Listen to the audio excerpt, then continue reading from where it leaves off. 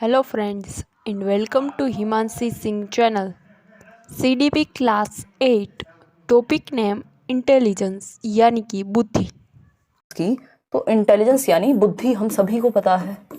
Intelligence यानी बुद्धि। बुद्धि की जब हम बात कर रहे हैं,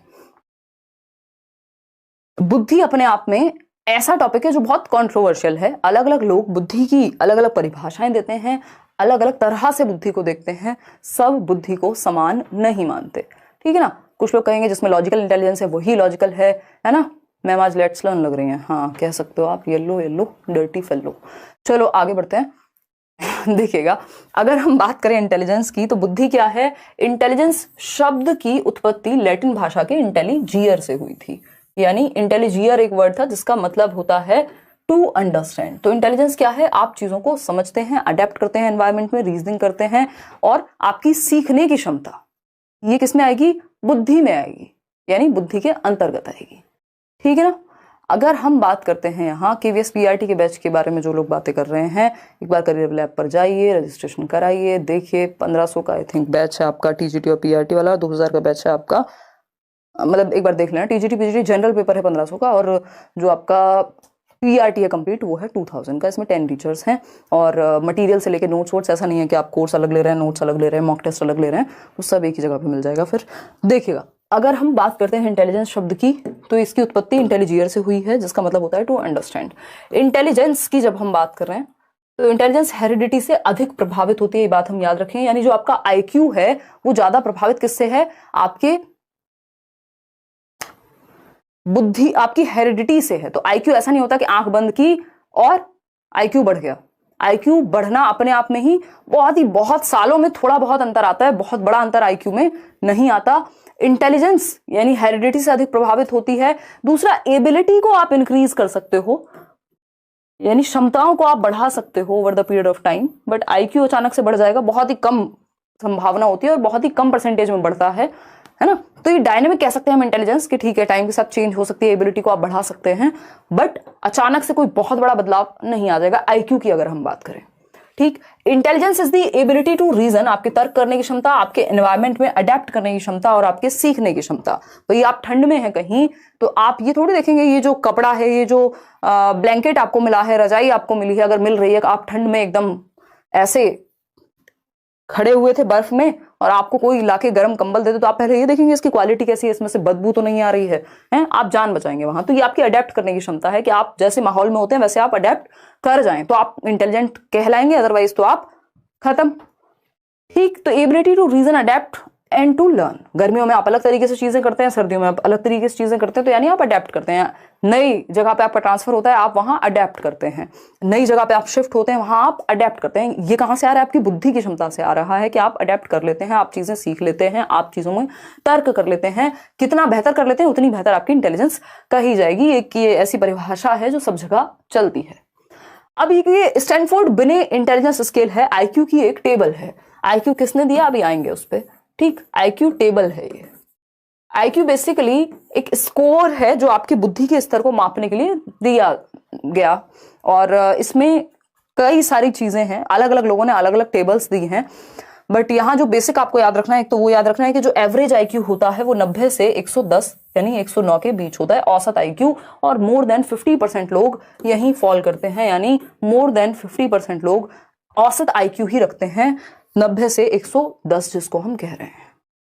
इडियट यानी बिल्कुल ही जड़ बुद्धि जिसको हम कह रहे हैं वो है 20 से या 25 से भी कम अगर आपका IQ है, ठीक। ये अलग अलग टेबल में अलग अलग मिलेगा। हम स्टैनफोर्ड बिने इंटेलिजेंस स्केल पढ़ रहे हैं जो कि स्टैंडर्डाइज्ड है एक तरह से, ठीक। अगर हम बॉर्डर लाइन की बात करें, जो बिल्कुल बॉर्डर लाइन पे है, पढ़ा तो आप सकते हैं लेकिन बहुत ज्यादा बुद्धि के स्तर पे आगे नहीं है, 70 से 79 तक।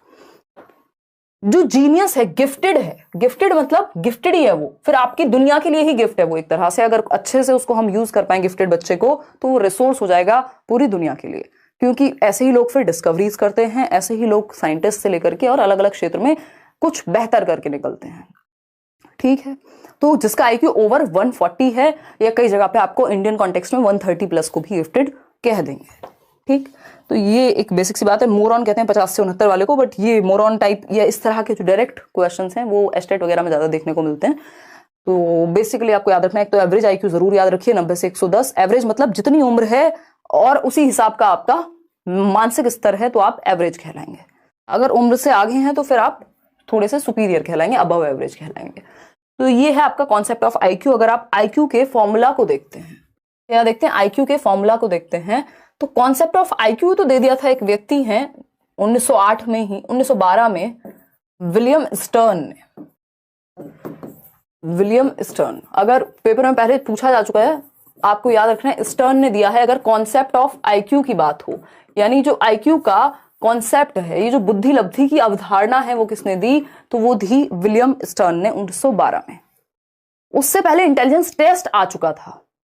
इंटेलिजेंस टेस्ट पहले आईक्यू के बेस पे नहीं होता था, आईक्यू तो बाद में डेवलप हुआ है। ठीक, तो कॉन्सेप्ट ऑफ आईक्यू की जब हम बात कर रहे हैं तो आईक्यू का फॉर्मूला है, ये फॉर्मूला पूरा रिवाइज करके दिया एक व्यक्ति हैं 1916 में स्टैनफोर्ड यूनिवर्सिटी में, लुई टर्मन। अभी आएंगे इन पे भी, बट याद जरूर रखिएगा, इसमें कंफ्यूजन हो जाती है कई लोगों को। 1916 और 1912 में विलियम स्टर्न ने ये जो संप्रत्य है कि आईक्यू नाम की कोई चीज होती है, किसने कहा, विलियम स्टर्न ने। फॉर्मूला प्रॉपर रिवाइज करके किसने दिया, तो वो दिया एक व्यक्ति आपके लुईस टर्मन ने। ठीक, आईक्यू का फॉर्मूला है MA/CA × 100। MA/CA × 100। मैं का मावा कैसे भी याद रख सकते हो। मावा मतलब MA बोले तो मानसिक आयु, वाह बोले तो वास्तविक आयु, जिसको CA बोलते हैं, आपकी बायोलॉजिकल एज, आपकी डेट ऑफ बर्थ से आज तक की एज। इनको अपॉन में रखते हैं और मल्टीप्लाई 100 से जरूर करते हैं। कई बार डायरेक्ट फॉर्मूला पूछ लिया जाता है, ऑफलाइन पेपर्स में बहुत बार फॉर्मूला पूछा हुआ है, ऑनलाइन में अभी तक नहीं पूछा क्योंकि एक ही बार हुआ है, तो पता कुछ नहीं है, लेकिन पूछ सकता है बिल्कुल। और दूसरा इसी के अराउंड पूछ सकता है। मान लीजिए कोई बच्चा है जिसकी रियल एज, यहाँ पे क्रोनोलॉजिकल एज जिसको हम वास्तविक आयु कहते हैं, जब से आपकी डेट ऑफ बर्थ है, जितने साल आपको धरती पर भटकते हुए हो गए, उतनी आपकी क्रोनोलॉजिकल एज होगी। बायोलॉजिकल यानी उतनी ही आपकी जैविक एज है, तब से आप जीवित हैं।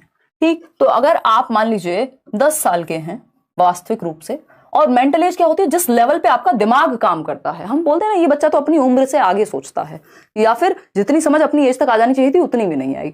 तो अगर मेंटल एज आपकी 10 से ऊपर है, 12 साल है, तो इसका मतलब आप एवरेज से ऊपर निकल गए। ठीक, तो कई बार तो ये फॉर्मूला में रख के क्वेश्चन सॉल्व करने को भी दे देता है, इजी होता है। 2 चीजें गिवन होंगी, एक चीज निकालनी होगी। तो मान लीजिए किसी बच्चे की रियल एज जो है, क्रोनोलॉजिकल CA जो है, बायोलॉजिकल एज, वो 10 वर्ष है, उसका दिमाग 12 वर्ष के बच्चे के जितना काम करता है। तो यहाँ पे हमें सिंपल पता चल गया, जो मेंटल एज है, मानसिक आयु है, वो है 12 वर्ष।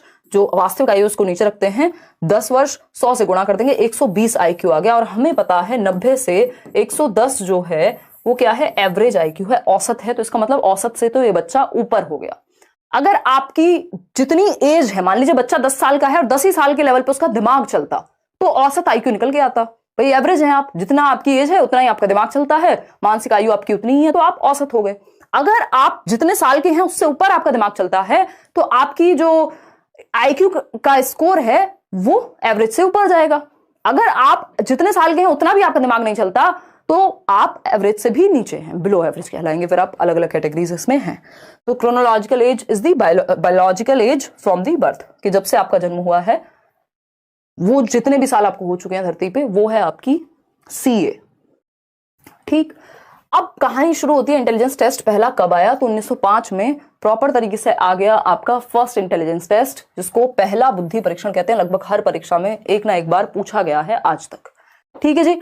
अगर हम करें तो एल्फ्रेड बिने और थियोडोर साइमन, ये इनके थियोडोर साइमन ने 1905 में पहला टेस्ट फ्रांस में निकाला। और इसके रीजंस अलग थे कि वहां के जो बच्चे हैं आर्मी में भेजना था कुछ लोगों को देखना था कि उनका स्तर किस लेवल का है, उसका दिमाग। और इस टाइम पे ये क्या होता था कि क्वेश्चंस पूछे जाते थे, क्वेश्चंस के बेस पे इंटेलिजेंस को डिसाइड करते थे, IQ जैसा कुछ नहीं था।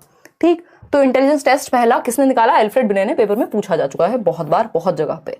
इसके बाद आता है 3 साल बाद 1908 में ये टेस्ट रिवाइज होता है, फिर 12 में भी हुआ, ये टेस्ट रिवाइज ही होता रहा आधे जीवन।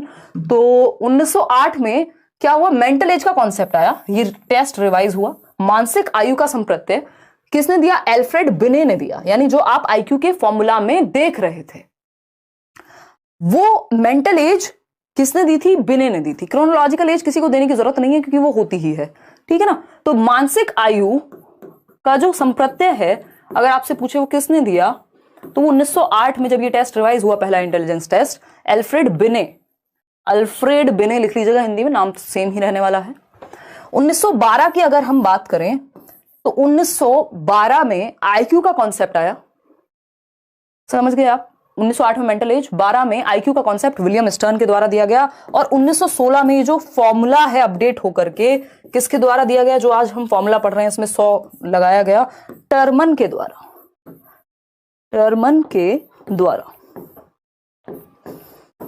ठीक है जी। अगर सेशन पसंद आए तो लाइक, शेयर और चैनल पे नए हो तो सब्सक्राइब ज़रूर कीजिएगा। थैंक्स।